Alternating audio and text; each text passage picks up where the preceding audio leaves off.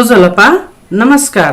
तपाईहरू अहिले सुनिरहेको आवाज नेपाल भाषा एकाडेमीको निमित्त अनक मिडियाको प्रस्तुति नेवा एफएम 106.6 मेगाहर्ज रेडियोको हो। कीर्तिपुर नगरपालिकाद्वारा सञ्चालन गरिएको यस रेडियो शिक्षा कार्यक्रम सुनिरहनुभएका सम्पूर्ण विद्यार्थी भाइ बहिनीहरू र श्रोता वृन्दहरूलाई रेडियो शिक्षा कार्यक्रममा हार्दिक स्वागत गर्दछु। कीर्तिपुर नगरपालिका वडा नम्बर 9 स्थित कीर्तिपुर माध्यमिक विद्यालयको म विज्ञान विषय शिक्षक अंशु मानन्दर तपाईहरूलाई कक्षा 9 को विज्ञान विषय सिकाइ सहजीकरण गर्न उपस्थित भएको छु। हरेक हप्ता बुधबारको दिन बिहान 8 बजेदेखि 8:30 सम्म म विद्यार्थी भाइ बहिनीहरूलाई विज्ञान विषय सिकाइ सहजीकरण गर्दै आएकी छु। आशा छ भाइ बहिनीहरूले अब आधा घण्टा रेडियो सेट अगाडि बसेर सक्रिय सिकाइ गर्नुहुनेछ। विद्यार्थी भाइ बहिनीहरू तपाईहरू आरामै हुनुहुन्छ नि? घरमा सुरक्षित साथ बसेर आफ्नो पढाइलाई सक्रियता साथ अगाडि लगिरहनु भएको छ होला। भाइ बहिनीहरू तपाईहरू किताब कपी र कलम लिएर आजको लागि पढ्न तयार भएर आइसक्नुभयो होला, हैन त? ल विद्यार्थी भाइ बहिनीहरू, हामीहरूले गत हप्ता भौतिक विज्ञान अन्तर्गत बल एकाइको हामीहरूले विश्राम र चाल, वेग र गति र समान गतिको बारेमा अध्ययन गर्यौं। हामी यस हप्ता हामी यही बल एकाइ अन्तर्गत हामी पृष्ठ संख्या 10 मा रहेको हाम्रो पाठ्यपुस्तकको पृष्ठ संख्या 10 मा रहेको प्रवेग एक्सेलरेसन सम्बन्धी अध्ययन गर्नेछौं र त्यसपछि हामी गति सम्बन्धी समीकरणहरू प्रमाणित गर्ने सिकाइ गर्नेछौं। सर्वप्रथम भाइ बहिनीहरूलाई म प्रवेग एक्सेलरेसन सम्बन्धी सिकाइ गर्नेछु। ध्यान दिएर सुन्नुहोस् भाइ बहिनीहरू। गत हप्ता हामीहरूले असमान गति को बारेमा अध्ययन गर्यौं। भाइ बहिनीहरूलाई पक्कै पनि भाइ बहिनीहरूले बुझ्नु भएको होला असमान गति कुन अवस्थामा हुन्छ भनेर। भाइ बहिनीहरू, हैन त? भाइ बहिनीहरू, असमान गति हुँदाखेरि वस्तुले पार गर्ने दूरी, प्रत्येक सेकेन्डमा पार गर्ने दूरी के हुन्छ त? फरक हुन्छ, हैन? प्रत्येक सेकेन्डमा वस्तुले पार गर्ने दूरी फरक हुन्छ असमान गतिमा। र यो हाम्रो असमान गतिको चित्र पृष्ठ संख्या 10 मा पनि दिएको छ। त्यहाँ प्रत्येक सेकेन्डमा त्यहाँ असमान दूरी पार भएको छ। हो भाइ बहिनीहरू, यस्तो असमान गति वस्तुको चाल अवस्थामा रहेको वस्तुको असमान गति हुँदाखेरि, हैन, वस्तुको गति के हुन्छ त? घटबढ हुन आउँछ। असमान गति भनेको वस्तुको गति घटबढ हुने। यहाँ चित्र नम्बर 10 मा यहाँ वस्तुको गति 5, 10, 15, 20 गरेर बढ्दै गएको छ र हामी 20 बाट 15, 10, 5 गर्दै आयौं भने फेरि त्यो अवस्थामा गति घटेको छ। र यसरी वस्तुहरूको गति घटबढ हुँदा अर्थात् गति परिवर्तन हुँदा त्यो वस्तु जुन चाल अवस्थामा रहेको वस्तु छ त्यसको वस्तुको चाललाई प्रवेगयुक्त चाल एक्सेलरेटेड मोशन भनिन्छ। त्यो वस्तुमा अब के उत्पन्न हुन्छ भन्दाखेरि प्रवेग उत्पन्न हुन्छ। गति परिवर्तन भएपछि गति घट्दै गयो वा गति प्रत्येक सेकेन्डमा बढ्दै गयो भने त्यस अवस्थामा चाल अवस्थामा भएको त्यो वस्तुमा प्रवेग उत्पन्न हुन्छ। तर यदि त्यो वस्तुको गति घटबढ हुँदैन भने त्यो अवस्थामा त्यो वस्तुमा प्रवेग उत्पन्न हुँदैन। वस्तुको गति परिवर्तन हुँदा वस्तुमा चाल उत्पन्न हुन्छ र त्यो चाल अवस्थामा उत्पन्न भएको प्रवेग शून्य हुँदैन। उदाहरणको लागि तपाईहरू छिटो हिँड्नुभयो भने तपाईहरूको के हुन्छ? गति बढ्छ र बिस्तारै हिँड्नुभयो भने गति घट्न जान्छ र यसरी तपाईहरूको हिँडाइको चालमा गतिमा परिवर्तन हुँदा तपाईहरूको चाल प्रवेगयुक्त चाल हुन्छ। है त भाइ बहिनीहरू?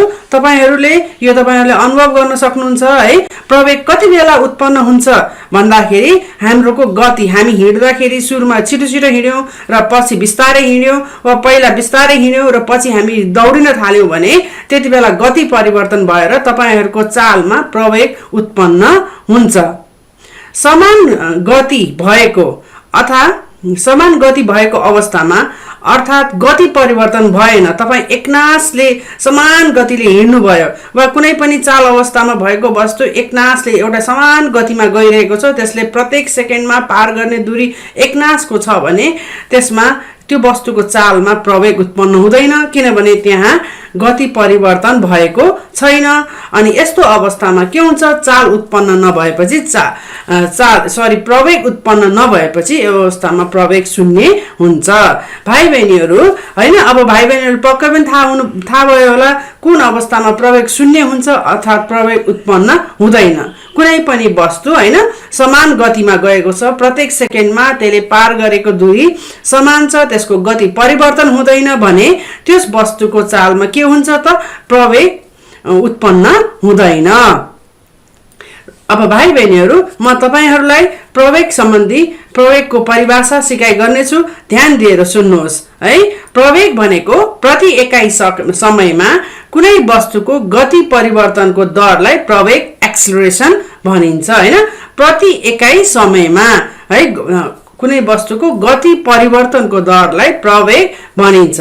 The acceleration is defined as the rate of change of velocity। भाइ बहिनीहरू हैन, हाम्रो गति परिवर्तन भएपछि प्रवेग उत्पन्न हुने भएको हुनाले हाम्रो प्रवेगको परिभाषा हुन्छ प्रति एकाइ समयमा कुनै वस्तुको गति परिवर्तनको दरलाई प्रवेग भनिन्छ। The acceleration is defined as rate of change of velocity। भाइ बहिनीहरू तपाईहरूले यो प्रवेगको परिभाषा घरमा पढ्नुस्, याद गर्नुस् है। अब हामी जान्छौँ प्रवेगको सूत्र। म भाइ बहिनीहरूलाई प्रवेगको सूत्र सिकाइ गर्नेछु, ध्यान दिएर सुन्नुहोस् है। प्रवेग भनेको हामीले भनिहाल्यौँ अघि हैन, गति परिवर्तनको दर।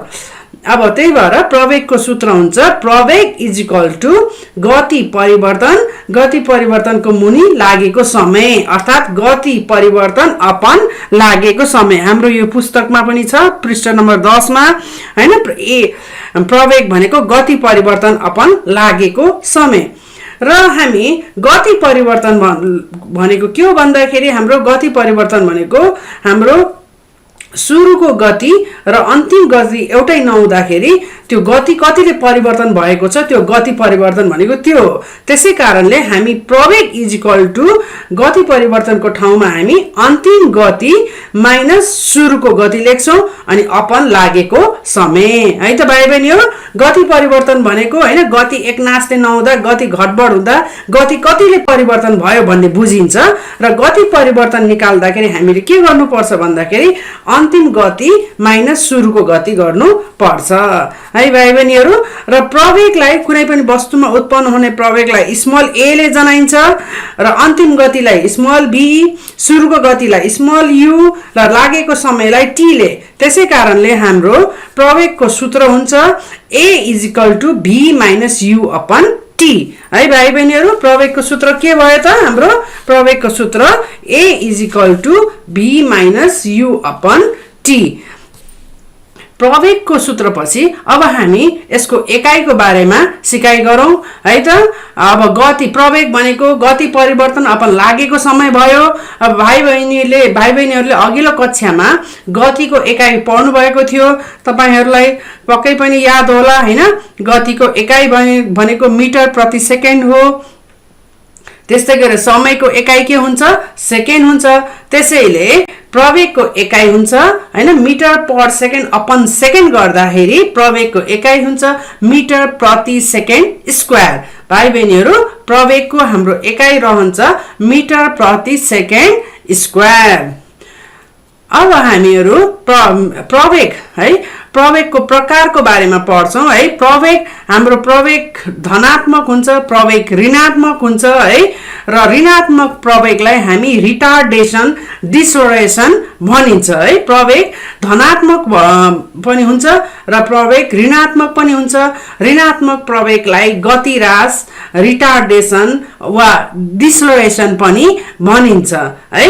अब हामीहरुले प्रवेगको धनात्मक प्रवेग भनेको के हो भन्दाखेरि प्रवेगको मान धनात्मक हुनेलाई धनात्मक त्यो प्रवेग भनी बुझिन्छ। अब कुनै अवस्थामा त्यो वस्तु चाल अवस्थामा भएको वस्तुको गति बढ्दै गएको छ हैन। सुरुको गति कम छ र अन्तिम गति सुरुको गति कम छ र गति बिस्तारै बढ्दै गएको छ हैन।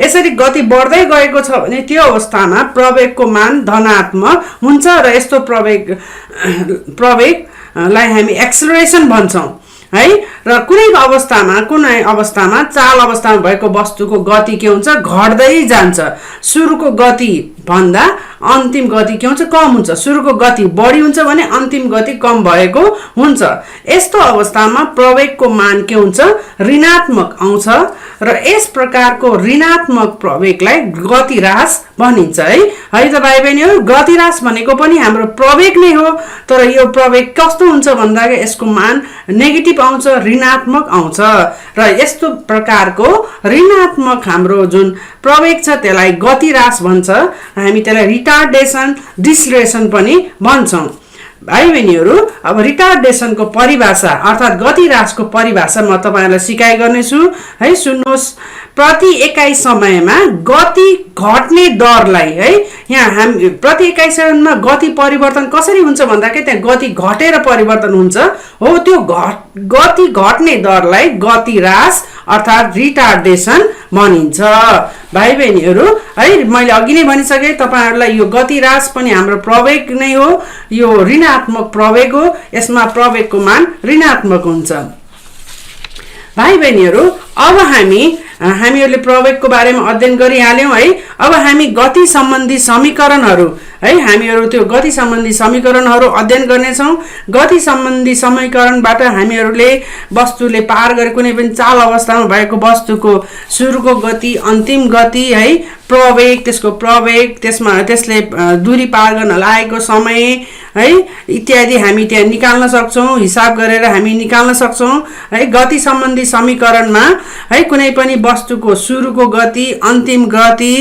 है त्यसले पार गरेको दूरी त्यसले दूरी पार गर्न लागेको समय त्यसमा उत्पन्न भएको प्रवेगको बीचमा आपसी सम्बन्ध है त्यो समीकरणमा सूत्रबद्ध गरिएको हुन्छ है अब ती गति सम्बन्धी समीकरणहरु हाम्रो पृष्ठ संख्या 11 मा छ है त्यहाँ 4 वटा गति सम्बन्धी समीकरण छ भाइ बहिनीहरुले यो 4 वटा गति सम्बन्धी समीकरणहरु अभ्यास गर्नुपर्छ यसलाई याद गर्नुपर्छ हाम्रो पहिलो गति सम्बन्धी समीकरण रहेको छ v = u + at हैन स्मल b सबै स्मल लेटर लेख्छौं हामी है अब v भनेको हाम्रो के हो भन्दाखेरि मैले अघि नै भनिसके तपाईहरुलाई v भनेको अन्तिम गति हो u भनेको सुरुको गति a भनेको वस्तु चाल अवस्थामा भएको वस्तुमा उत्पन्न भएको प्रवेग र t भनेको त्यो वस्तुलाई दूरी पार गर्न लाग्ने समय त्यस्तै गरी हाम्रो दोस्रो समीकरण रहेको छ s = v - u / 2 * t है यहाँ हामीले s भनेको यो के हो भन्दाखेरि वस्तुले पार गरेको दूरी निश्चित दिशामा वस्तुले पार गरेको दूरी त्यसपछि तेस्रोमा रहेको छ v² = u² + 2as त्यसै चौथो हाम्रो समीकरण रहेको छ s = ut + 1/2 at²। भाइ बहिनीहरु तपाईहरुले यी समीकरणहरु अभ्यास गर्नुहोस् र तपाईहरुले पक्कै पनि कक्षा 8 मा तपाईहरुले यो समीकरण प्रमाणित गर्ने सम्बन्धी कक्षा 8 मा पनि तपाईहरुले पढिसक्नु भएको छ तपाईहरुलाई पक्कै पनि यसमा समस्या छैन होला तैपनि म तपाईहरुलाई केही समीकरण 1-2 वटा समीकरण प्रमाणित गर्न सिकाइ गर्नेछु तपाईहरु ध्यान दिएर सुन्नु होला हाम्रो पहिलो समीकरण रहेको छ भाइ बहिनीहरु हाम्रो छोटो व्यावसायिक विश्रामको पालो भएको छ त्यसैकारणले म यो विश्रामपछि तपाईहरुलाई समीकरणहरु प्रमाणित गर्न सिकाइ गर्नेछु है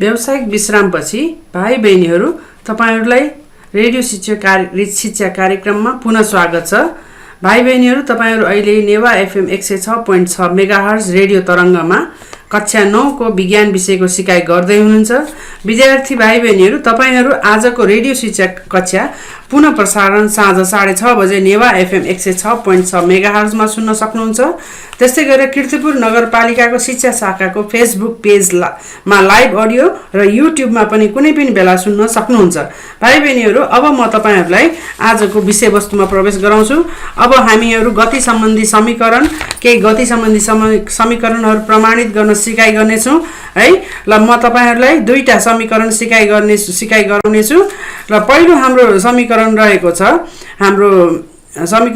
छ AB U र T को सम्बन्ध अर्थात् B = U + AT है र कुनै पनि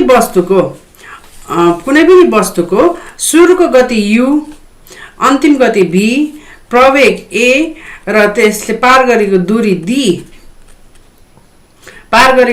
T र त्यसलाई दूरी पार गर्न लाग्ने समय T, पार गरेको दूरी S र त्यसलाई त्यो दूरी पार गर्न लाग्ने समय T छ भने हैन। अब त्यस अवस्थामा हामीहरूले है अब कसरी अब हाम्रो सूत्र B = U + AT कसरी प्रमाणित गर्ने है। यो सूत्र कसरी प्रमाणित गर्ने भन्दाखेरि सर्वप्रथम हामीहरूले है के गर्नुपर्छ भन्दा हामीले सूत्र प्रमाणित गर्नलाई कुनै वस्तु वा कुनै सवारी साधन गाडी हैन एउटा बिन्दुबाट अर्को बिन्दुबाट चल्न सुरु गरेको भनेर हामी लेख्नुपर्छ है। कुनै गाडी A स्थानबाट चल्न सुरु गरी B स्थानमा पुग्यो र त्यसलाई त्यो स्थानमा पुग्न T समय लाग्यो र त्यो A स्थानबाट हैन सुरु गाडी चाल अवस्थामा आउँदा त्यसको सुरुको गति U छ र B स्थानमा आइपुग्दा त्यसको अन्तिम गति B छ भनेर यसरी लेख्नु पर्यो सुरुमा है त भाइ बहिनीहरु। ल म फेरि एकचोटी भन्छु, तपाईहरु ध्यान दिएर सुन्नुस्। हामीले यो सूत्र प्रमाणित गर्दा सुरुमा यसरी लेख्नु पर्छ, कुनै गाडी A स्थानबाट चल्न सुरु गरी B स्थानसम्म पुग्न त्यसलाई गाडीलाई T समय लाग्छ। गाडीको A स्थानमा रहँदा यसको सुरुको गति U र B स्थानमा आइपुग्दा अन्तिम गति B र त्यो वस्तु गाडीको प्रवेग A उत्पन्न छ भने है। अब त्यसपछि हामी लेख्छौं प्रवेगको परिभाषा अनुसार है। प्रवेगको परिभाषा अनुसार हामीले प्रवेगको परिभाषा अनुसार प्रवेगको सूत्र हुन्छ प्रवेग = गति परिवर्तन अपन समय अर्थात् प्रवेग = अन्तिम गति माइनस सुरुको गति अपन समय। र भाइ बहिनीहरु हामीहरुले अघि नै भनिसक्यो प्रवेगलाई स्मल a ले जनाउने हैन। अनि त्यसपछि हाम्रो सूत्र के हुन्छ भन्दाखेरि प्रवेग A = V - U / T।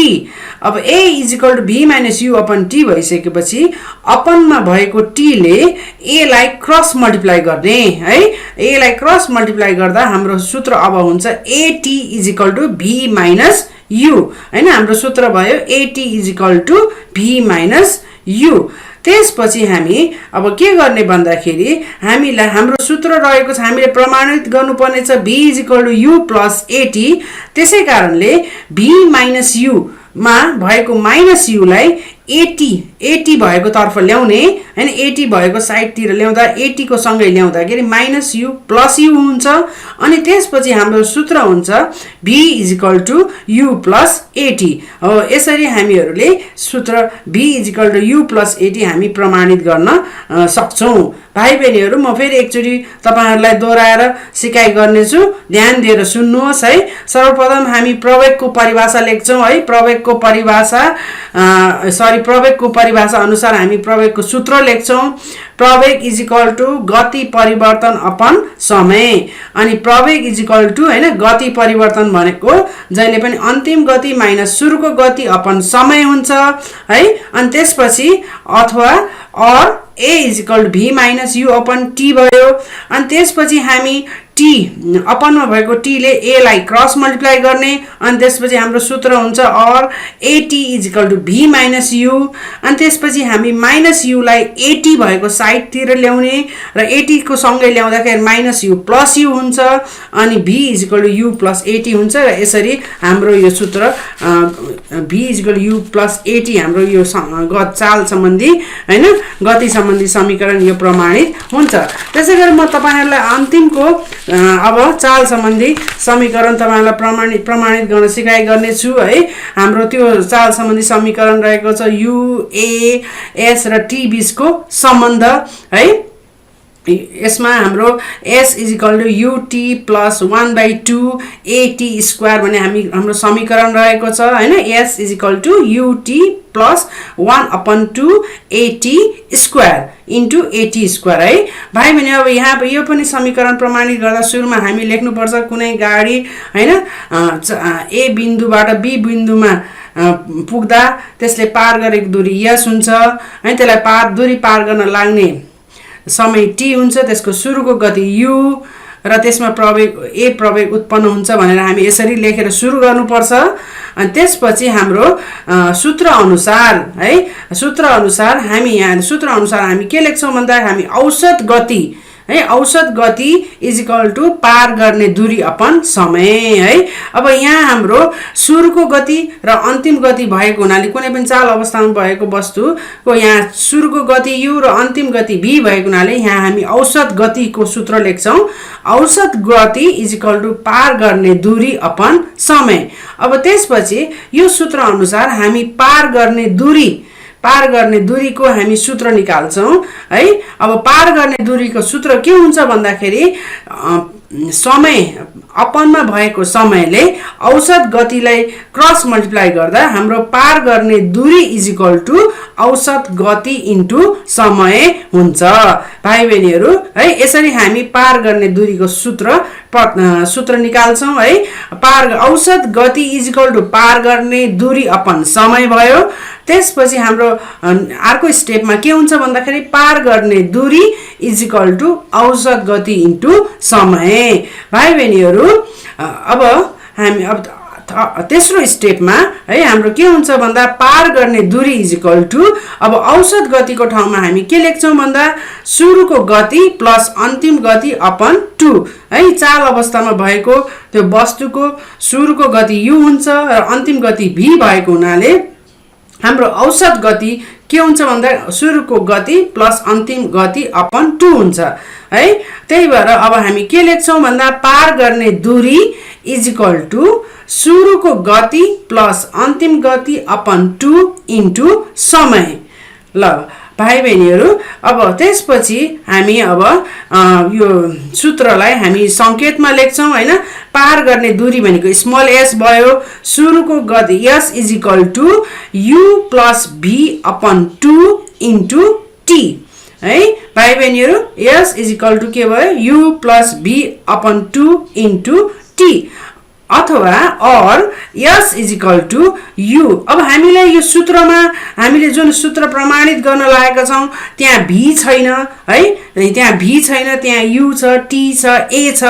त्यसैकारण हाम्रो v छैन अब हामीले अघि नै हामीले प्रमाणित गरिसक्यौं हैन हामीले गति सम्बन्धी समीकरण v = u plus at भनेर हामी अघि प्रमाणित गरिसक्यौं अब हामीले यहाँ के गर्छौं भन्दाखेरि v को ठाउँमा u plus at राख्छौं है भाइ बहिनीहरु v को ठाउँमा के गर्ने भन्दाखेरि हामीहरु u plus at हामी त्यसको ठाउँमा राख्छौं र हाम्रो सूत्र अब के हुन्छ भन्दाखेरि s = u plus at upon 2 into t हुन्छ है अब त्यसपछि हाम्रो के हुन्छ s = u plus u गर्दा 2u हुन्छ है 2u plus at upon 2 हुन्छ अब फेरि हाम्रो बाहिर फेरि इन्टु t छ अनि फेरि t ले मल्टिप्लाई गर्दा हाम्रो सूत्र हुन्छ s = 2ut प्लस 80 लाई t ले मल्टिप्लाई गर्दा 80² अपन 2 हुन्छ है हाम्रो सूत्र अब हाम्रो यो स्टेपमा हाम्रो सूत्र के हुन्छ भन्दाखेरि s = 2ut plus 80² अपन 2 अब यहाँ 2ut plus 80² हैन कमुनी 2 छ है अब हामीले 2ut र प्लस 80² लाई छुट्टा छुट्टै लेख्ने है अथवा और के गर्ने s = 2ut upon 2 plus 80² upon 2 यसरी हामीले तिनीहरुलाई छुट्टा छुट्टै लेख्ने है अब छुट्टा छुट्टै लेखिसकेपछि हाम्रो s = 2ut upon 2 मा 2 काटिन्छ र त्यो ut हुन्छ अनि भने प्लस 80² upon 2 भनेको 1/2 AT स्क्वायर हुन्छ र हाम्रो अब यसरी हाम्रो सूत्र S = UT + 1/2 AT स्क्वायर हुन्छ। भाइ बहिनीहरू तपाईहरुले यसरी यो सूत्र प्रमाणित गर्न सक्नुहुन्छ है। हाम्रो तपाईहरुको किताबमा पेज नम्बर 12 मा है यो देखाइएको छ। तपाईहरुले घरमा यसको अभ्यास गर्नुहोस् है। हामीलाई यसमा मुख्य सूत्र चाहिने भनेको औसत गति = पार गर्ने दूरी अपन समय, अनि पार गर्ने दूरी भनेको औसत गति इन्टु समय। र त्यसपछि हामी औसत गतिमा हामी के राख्छौं भन्दाखेरि औसत गतिमा हामी के राख्छौं सुरुको गति प्लस अन्तिम गति अपन 2 र यसरी हामीले यो सूत्र है हामीले स्टेप बाइ स्टेप गरेर यो सूत्र प्रमाणित गर्छौं। भाइ बहिनीहरुले बाँकी समीकरण है S = U + V upon 2 * T र V² = U² + 2AS प्रमाणित गर्नुहोस् है घरमा। अनि तपाईहरुले आज अध्ययन गर्नुभएको पाठ है राम्ररी अध्ययन गर्नुहोस्, पुनः अध्ययन गर्नुहोस् र यस सम्बन्धी आज हामीले प्रवेग सम्बन्धी जुन अध्ययन गर्यौं त्यस सम्बन्धी प्रश्नहरू तपाईहरुको अभ्यासमा होला। त्यो अभ्यासमा भएका प्रश्नहरू गर्नु होला। ल त भाइ बहिनीहरू हाम्रो आजको रेडियो शिक्षा कार्यक्रमको निर्धारित समय सकिएको छ। मलाई आज यस कार्यक्रम सञ्चालन गर्न सहयोग गर्नुहुने मित्र भाइलाई है विशेष धन्यवाद दिन चाहन्छु। र विद्यार्थी भाइ बहिनीहरू ल आज म तपाईहरुबाट बिदा हुन्छु र पुनः बुधबारको दिन आउँदो हप्ता बुधबारको दिन यही समयमा है भेट हुने बाचाका साथ म बिदा हुन चाहन्छु। र तपाईहरु घरमा राम्ररी बस्नुहोस् र पढाइलाई निरन्तरता दिनुहोस्। तपाईहरुको दिन शुभ रहोस्। धन्यवाद।